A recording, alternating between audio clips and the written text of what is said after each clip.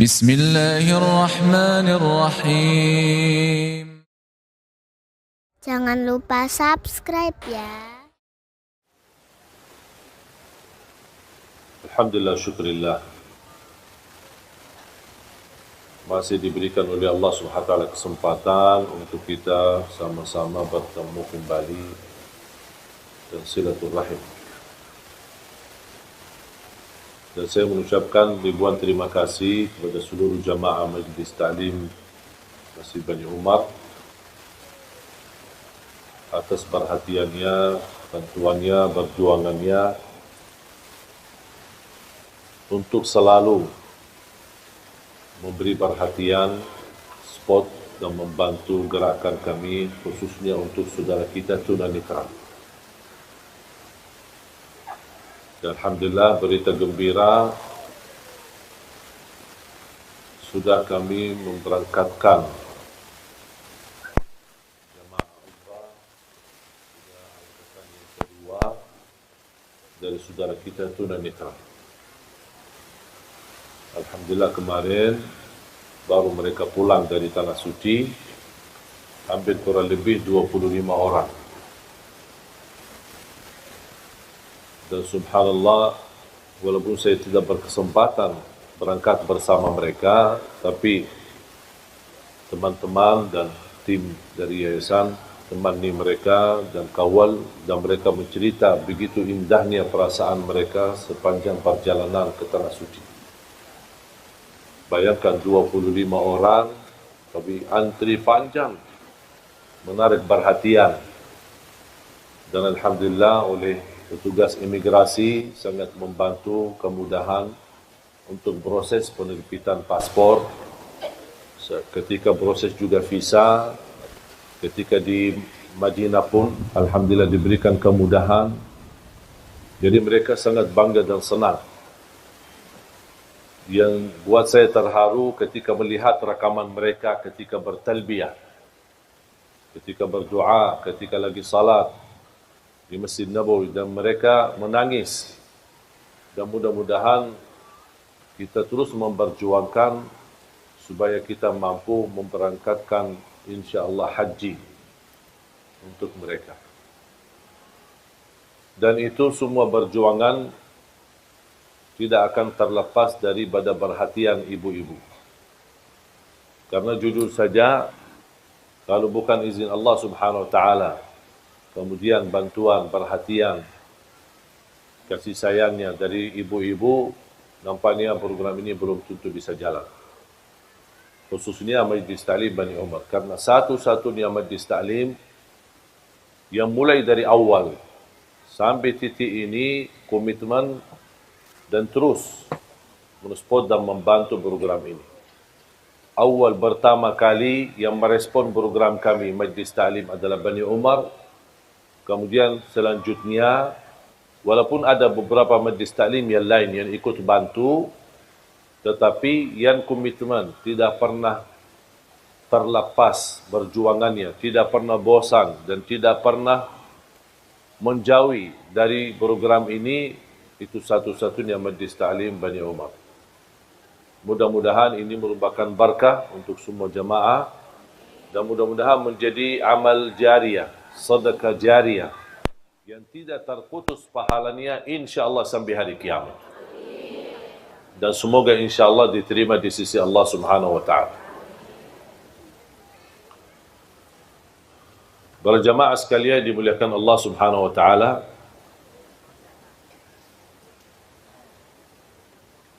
saya membaca satu kisah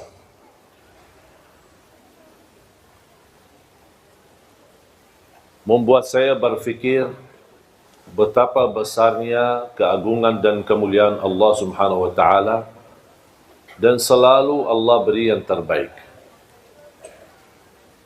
Cuman sayang sekali kita belum bisa tahu kebaikan tersebut kecuali sesudah kejadian ujian, bala, musibah cukup lama. Istilahnya kita mengetahui hikmah, alasan apa yang terjadi, apa yang kita hadapi di kemudian hari atau di waktu yang cukup lama, baru Allah munculkan hikmah dan alasan. Kisah yang saya baca mengambil banyak hikmah dan pelajaran, membuat saya sadar dan semakin belajar dan meyakini apa yang datang dari Allah pasti itu baik, walaupun nampaknya di pandangan mata kita buruk, dan itu ujian. Ada beberapa pengusaha berdagang, mereka belanja barang banyak dari salah satu negeri. Kemudian mereka naik kapal. Kapal yang cukup besar dan juga membawa barangnya masing-masing. Di dalam perjalanan untuk kembali ke kampung mereka, terjadilah hujan besar. Gelombang dan dia menghadapi ujian yang amat besar di tengah laut. Mereka mengambil keputusan harus barang-barangnya ada yang harus dibuang untuk mengurangi beban yang terjadi di atas kapal tersebut. Salah satu pedagang memiliki barang yang terbanyak. Ternyata jatuhnya dia akan dihabiskan separuh barangnya, akan terbuang. Dibanding yang lain cuma seberapa saja. Beliau tidak terima, marah, ngamuk. Saya bisa rugi banyak, separuh barang saya masa dibuang begitu sia-sia. Mereka menjelaskan daripada kita tenggelam semua, menghadapi musibah semua, mendingan barang-barang kita aja biar kita selamat. Beliau tidak terima, tidak mau. Karena dia berdagang baru, membuat berdagang yang lama, mereka sepakat sekalian barangnya sama orangnya dibuang aja, biar kita selamat. Karena mereka merasa orang itu berdagang baru, tidak punya istilahnya kekuatan, tidak punya power, tidak punya lingkungan yang bisa melindunginya. Dan terbuang. Dan subhanallah mereka jalan dan beliau bersama barangnya sudah terbuang di dalam laut. Dalam menghadapi ujian angin besar, subhanallah terarah kepada salah satu pulau yang cukup sepi, tidak ada apa-apanya. Dia masuk di sana, cari makan tidak ada, cari apa tidak ada, barangnya hilang. Dia syukur alhamdulillah selamat. Dapat sedikit sumur air yang bersih, dia bisa minum. Sedikit hanya yang bisa dia dapat, hanya minum air. Di situ dia menemukan sebuah rumah kecil dari kayu. Dia masuk ke rumah dan dia bisa rasa nyaman untuk bisa istirahat dan tidur. Berjalan waktu beberapa hari, tidak ada yang datang menolong dia.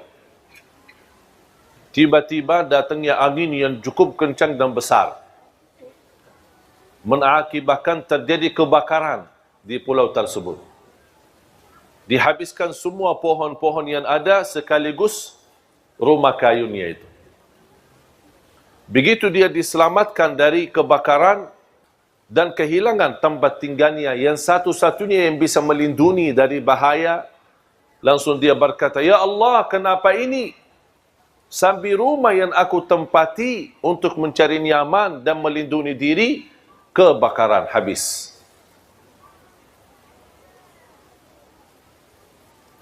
Dia sudah merasa diri akan menghadapi kematian, putus asa. Dan dia tidak tahu ada apa. Sampai dia ngamuk sama Allah. Kenapa ya Allah seperti ini? Dan subhanallah tidak lama ada kapal besar yang datang. Dan dia bisa melihat dari jauh. Langsung dia ke arah pantai dan menunjukkan tangannya. Mereka karena kapal besar tidak bisa mendekati, menerima perahu kecil atau kapal kecil untuk menjemputnya. Ketika dijemput dan naik kapal besar, Dan beliau bertanya, kok dari mana kalian tahu saya ada di sini? Oh, kami tahu dari jauh kami melihat asap. Gara-gara terjadi kebakaran kan ada asap besar. Kami berfikir ini tanda biasanya kami seorang laut. Pasti biasanya itu tanda-tanda ada orang minta tolong. Makanya kami datang. Terus mereka tanya, Iman kamu kok bisa datang sini sendirian? Oh, ceritanya saya bersama kapal berdagang, mereka mengkhianati saya, mereka semua bersepakat untuk melimbar saya di laut, dan syukur saya bisa selamat. Kata pemilik kapal, mereka itu yang anda cerita, semuanya mati tenggelam. Berdagangnya dan barangnya dan kapalnya, semuanya mati. Baru dia sujud syukur. Dan dia berkata, ternyata ada hikmahnya. Faham ibu? Memang subhanallah Allah maha baik. Wallahi ibu-ibu tidak bakal tahu bagaimana cara Allah mengatur ujian kita. Tapi yakini Allah tidak pernah mau susahkan kita. Kalau ibu yang begitu cinta dan sayang sama anaknya, kira-kira mau enggak dia susahin anaknya? Kata Rasulullah, Allah jauh lebih besar kasih sayangnya kepada hamba daripada ibu kepada anak. Tapi ada manusia yang belum percaya sama Allah. Ada manusia yang masih berkata, Ya Allah, kenapa saya seperti ini? Ya Allah, kenapa saya cuma penderita sakit? Ya Allah, kenapa saya sudah lama menikah tapi belum bisa punya keturunan? Ya Allah, kenapa saya dijodohkan sama orang yang jahat yang menyakiti perasaan saya? Ya Allah, kenapa saya punya usaha semuanya habis dan rugi? Ya Allah, kenapa saya... Itu bahasa kita sehari-hari. Padahal kita tidak tahu dan belum meyakini Allah jauh lebih sayang sama kita daripada ibu kepada anak. Ibu pun ketika lagi marah sama anaknya dan dia cupit, bukan karena dia benci sama anaknya. Bukan dia tidak suka sama anaknya. Justru cupitan itu karena sayang. Anggaplah yang terjadi dari Allah itu cupitan dari Allah Subhanahu. Barangkali kita ada kesalahan. Barangkali ada kekurangan ibadah. Barangkali terlalu sering ketiduran salat subuh. Barangkali kita lupa baca Quran. Barangkali kita sambat satu kali menyakiti hati orang tua. Walaupun satu kali, ada balasannya. Ada balasannya dari Allah SWT. Kita lupa, tapi Allah tidak pernah lupa. Ahsahu Allahu wa nasuh. Allah menghitungkannya, tapi manusia suka lupa. Makanya jamaah sekalian, belajar takdir Allah, walaupun ada buruknya, tapi yakini di belakang keburukan ada hikmah, ada kebaikan, ada sesuatu yang kita tidak tahu. Contoh,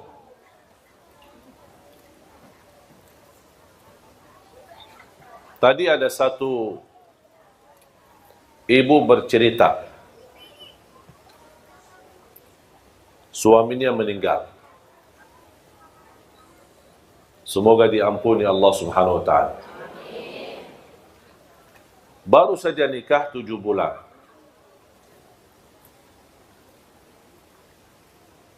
Cerita yang disampaikan oleh ibu, saya menanggapi bagaimana beliau cinta sama suaminya. Sudah almarhum. Beliau berkata, seandai kata saya menikah, tapi masih merasa terbeban, karena dia sayang sama suaminya. Dan dia berkeinginan bertemu suaminya di surga. Terus kalau saya dijodohkan lagi, nikah, usianya masih muda, saya khawatir gimana nanti? Sama suami yang pertama atau suami yang Yang kedua, ya udahlah, daripada bingung, mendingan dah usah nikah katanya. Biar dijamin dapat dan bertemu suaminya di surga. Saya menjawab,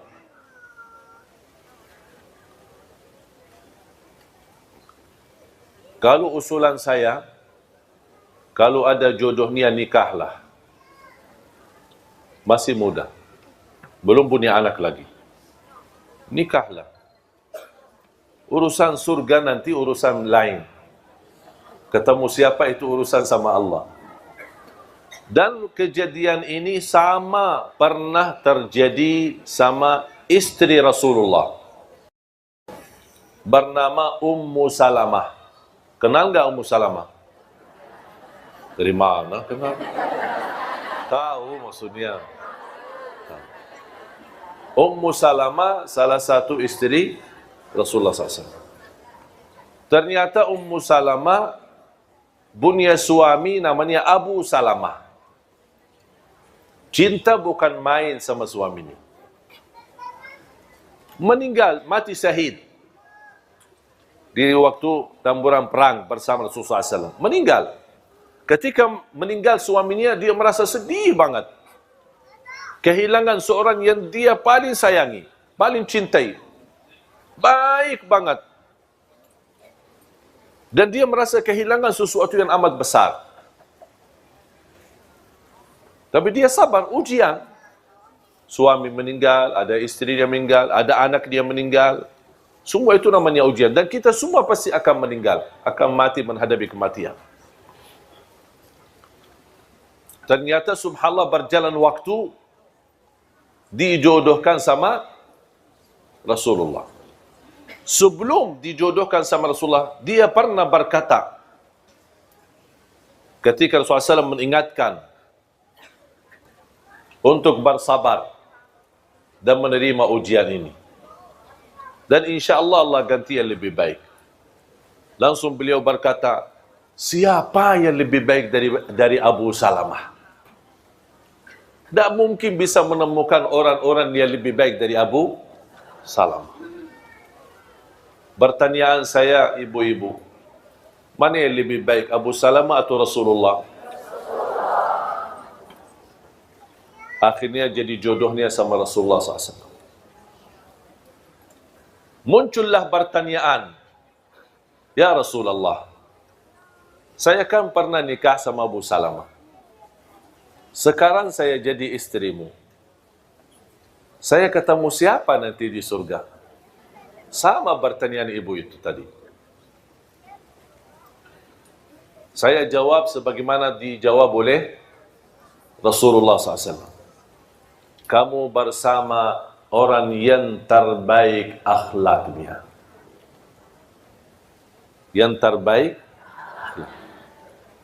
Kalau kira-kira Abu Salamah lebih baik akhlaknya, berarti nanti sama Abu Salamah. Tapi yang kita tahu dan kita belajar, yang paling mulia akhlaknya siapa? Berarti dia sama. Dan disitulah kunci kebahagiaan dalam rumah tangga. Kemuliaan akhlak.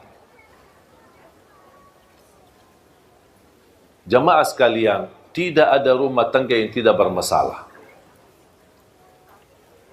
Tetapi kunci mengatasi segala persoalan dan permasalahan adalah kemuliaan akhlak.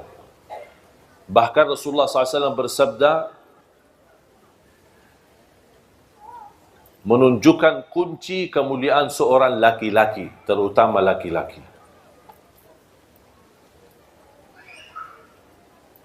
Sebagaimana kemuliaan seorang atau kemuliaan seorang laki-laki yang paling mulia akhlaknya sama istrinya. Makanya ulama berkata, kalau ingin mengetahui akhlak seorang, jangan tanya jauh-jauh. Tanya istrinya. Kalau istrinya biar mentul, berarti mantap. Alhamdulillah. Kalau istrinya berkata, stres, pusing, oh berarti masalah.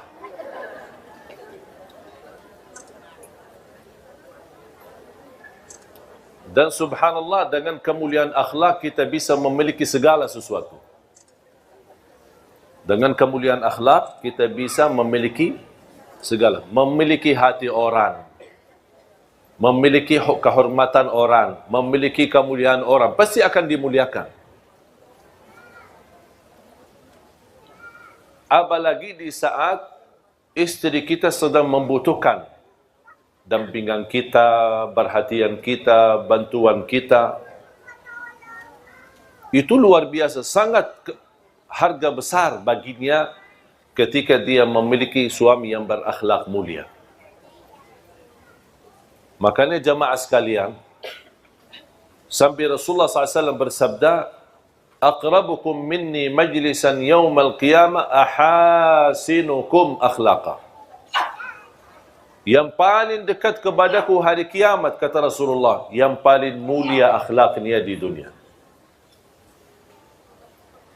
Jadi kemuliaan akhlak atau seorang memiliki kemuliaan akhlak, dia mendapatkan posisi yang amat besar di sisi Allah. Kemuliaan, darajat yang tinggi bersama para nabi, siddiqin, syuhada dan salihin.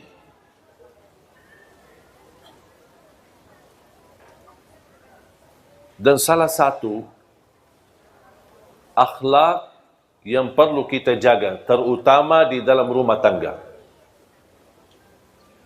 Jangan terlalu fokus melihat kesalahan. Abaikan aja. Jangan terlalu memperhatikan kesalahan. Abaikan aja. Lupakan, lewatin saja. Anggap sesuatu yang berjalan dan terus berlalu. Jangan terlalu diperhatikan. Kalau setiap kesalahan ada teguran, setiap kesalahan dibahas, setiap kesalahan dibicarakan, setiap kesalahan namuk, tidak akan selesai. Karena kita manusia tidak terlepas dari kesalahan. Bisa kita perbaiki kesalahan tapi dengan cara yang baik. Kalau anda melihat sesuatu yang tidak suka, jangan anda bilang saya tidak suka ini, tapi saya suka seperti ini. Saya suka seperti ini. Saya tidak suka kalau kamu tidak perhatian saya. Tapi sebaliknya, aku suka kalau diberikan perhatian. Faham? Jadi jangan ada muncul rasa atau bahasa seolah-olah yang di depan kita selalu disalahkan. Kalau misal dia masak, istri masak, kita tidak suka cara masakannya. Jangan, aku tidak suka cara masakan ini. Tapi bahas, aku lebih suka seperti ini. Aku lebih suka nasinya seperti ini. Aku lebih suka minumannya seperti ini. Misal, kalau anda tidak suka minum dingin, dibawain minum dingin. Ketika anda minum, tidak enak, tidak nyaman. Tak mau, aku tidak suka. Jangan. Aku lebih suka yang hangat. Boleh enggak diganti? Pasti akan jawabannya halus. Dok, aku tidak suka. Ganti. Tidak mau ganti. Kamu udah mau, ya udah biarin aja. Karena bahasanya sudah tidak enak. Pasti jawabannya tidak enak. Ada satu kejadian ketika Rasulullah SAW pulang ke rumah. Ini kan sebuah kisah. Ada yang sebutkan kisah ini benar, ada yang bilang tidak benar. Tapi intinya kisah, tidak ada mempengaruhi masalah ibadah. Rasul pulang ke rumahnya, musim panas, keringat, capek, mau beristirahat, datang istrinya, Siti Aisyah membawain minum. Nampaknya Siti Aisyah karena sibuk urusan-urusan dalam rumah, bersih rumah, mempersiapkan kedatangan Nabi Muhammad, saking capeknya, karena dia tidak ada pembantu di rumah, saking capeknya daripada kasih gula di air sirupnya, dia kasih malah garam. Kemudian diserahkan kepada Rasulullah SAW. Kemudian dia lanjut urusan rumah. Ketika Rasulullah SAW minum, rasanya apa? Asin. Rasulullah SAW panggil, Ya Humaira. Ini Rasulullah SAW suka panggil, tidak bagi nama. Tapi panggil nama Humaira. Yang putih ada merah-merahan. Dan selalu saya dorong jamaah, suami istri harus masing-masing memiliki gelar, panggilan, nama panggilan. Apa itu? Hei manis, hei cakap, gaga, sayang. Jangan panggil abi, abah, ayah. Panggilan kata-kata yang ada tanda sayang. Kalau misal dia hitam manis, coklat. Pokoknya kata-kata terserah, milih kata-kata yang menenangkan hati. Yang menarik. Dan ini subhanallah membuat mesra dalam rumah tangga. Dan itu yang dilakukan oleh Rasulullah SAW. Ya Humaira. Kalau saya punya nama khusus dipanggil oleh istri. Jadi istri panggil bagi nama itu. Bukan Syekh Ali, bukan Ali. Tapi ada nama. Saya tidak mau kasih, itu rahasia. Sebaliknya saya juga punya nama untuk istri.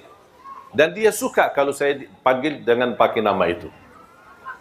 Lewat telepon, lewat WA, atau saya pulang ke rumah, itu selalu saya panggil seperti ini.